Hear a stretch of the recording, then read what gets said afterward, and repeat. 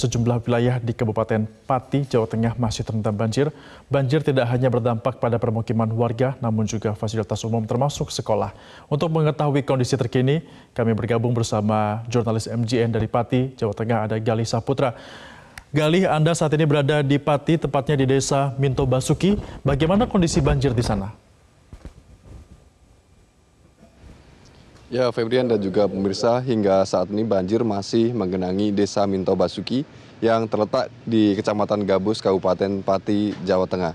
Dan memang untuk Desa Minto Basuki ini menjadi salah satu desa yang cukup parah terdampak, di mana seluruh desa ini terdampak atau terendam oleh banjir.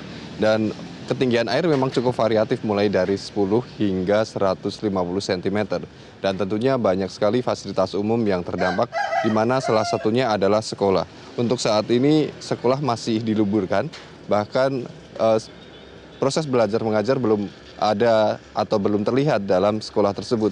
Kemarin memang sempat dilakukan proses pembelajaran sebelum atau menjelang ujian tengah semester, namun begitu ketika menjelang ujian tengah semester ini air naik kembali, kemudian terjadi banjir sehingga saat ini masih diliburkan kembali.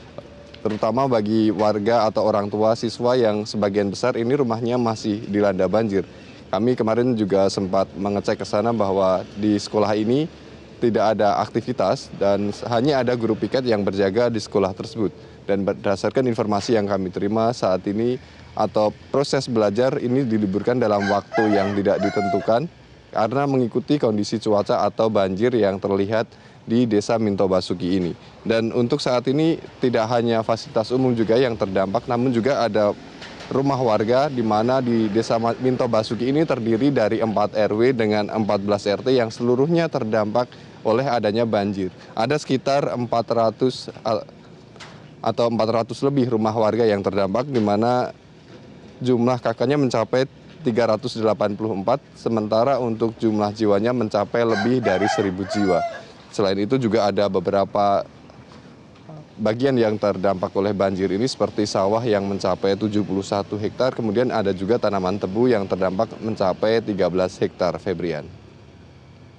Galih, lalu bagaimana dengan warga terdampak dan apakah sudah ada bantuan dari pemerintah? Ya, Febrian, memang untuk saat ini dari perangkat desa menyediakan tempat untuk evakuasi atau tempat pengungsian bagi warga sekitar. Namun begitu, sebagian besar warga saat ini lebih memilih untuk bertahan di rumah karena mereka menganggap bahwa banjir yang datang ini sudah biasa dan sering kali datang setiap tahunnya. Mereka bertahan di rumah menggunakan rangon atau panggung yang dibuat atau didirikan di dalam rumah agar mereka terhindar dari genangan air. Selain itu, barang-barang mereka juga ditempatkan di posisi yang lebih tinggi agar tidak tergenang air. Selain itu juga ada perahu yang mereka gunakan untuk aktivitas sehari-hari. Menggunakan perahu itulah mereka menggunakannya untuk mengantar keluarga yang akan keluar desa, kemudian untuk mengantar anak mereka atau untuk membeli belanja logistik untuk kebutuhan sehari-hari. Dan untuk sejauh pantauan kami selama 2 hari ini memang belum ada bantuan yang disediakan atau diberikan oleh pemerintah setempat. Dari warga sendiri membeli logistik dengan cara menggunakan perahu, kemudian mereka kembali lagi dan saat kembali tersebut mereka meninggalkan kendaraan mereka di tempat yang lebih kering atau di tempat yang lebih tinggi, dan kemudian untuk menjangkau rumahnya masing-masing mereka kemudian menggunakan perahu, dan untuk memasak atau mencukupi kebutuhan logistik juga mereka memasak di rumah mereka masing-masing di atas panggung.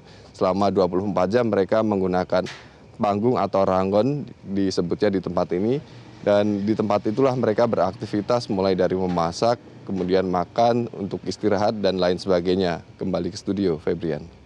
Baik, terima kasih Galih Saputra atas laporan Anda langsung dari Pati, Jawa Tengah. Selamat kembali bertugas.